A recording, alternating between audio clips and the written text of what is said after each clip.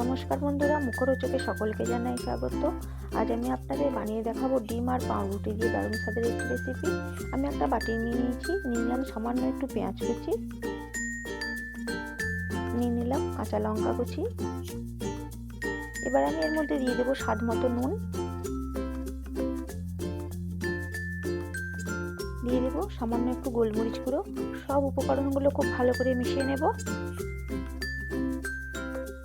এখানে আমি দুটো ডিম নিয়েছি, ডিমটা পেঁয়াজের মধ্যে নিয়ে নিচ্ছি।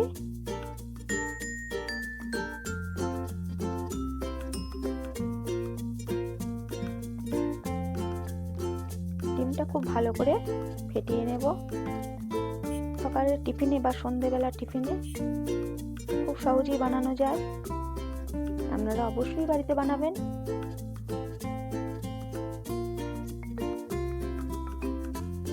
ডিমটা ফেটানো হয়ে গেছে, আমি কড়াটা বসিয়ে দিয়েছি, দিয়ে দিলাম সামান্য একটু বাটার। বাটারটা কড়ার গায়ে খুব ভালো করে লাগিয়ে দেব। গ্যাসের ফ্লেমটা অবশ্যই লো রাখতে হবে।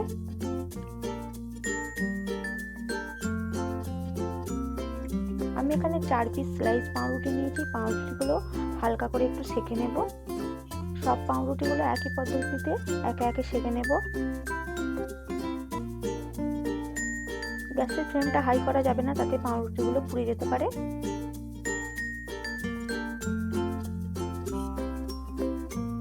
পাউরুটিটা সেঁকা হয়ে গেছে, এবার আমি এটা কড়া থেকে তুলে নিলাম। এবার আমি দিয়ে দিচ্ছি সামান্য একটু সাদা তেল ডিম ভাজার জন্য। যে ডিমটা আমি গুলে রেখেছিলাম সেটা আমি দিয়ে দিলাম। গ্যাসের ফ্লেমটা লো রেখে একটু হাতে নিয়ে ডিমটা ভাজতে হবে।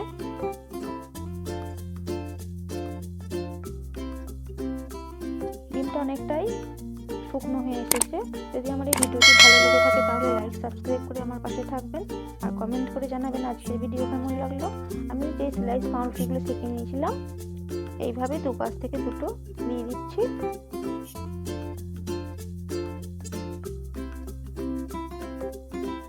এবার আমি খুব সাবধানে ডিমটা উল্টে দেব।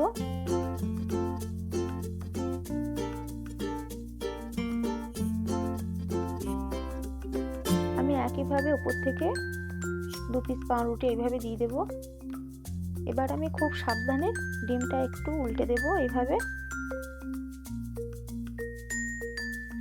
ডিমটা একটু উল্টে দেওয়ার পর এটা আমি মাঝ বরাবর এইভাবে কেটে নেব।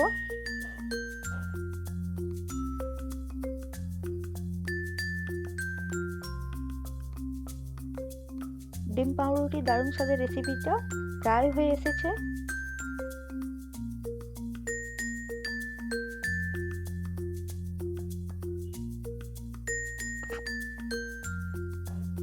এবার এটা আমি কড়া থেকে তুলে নেব।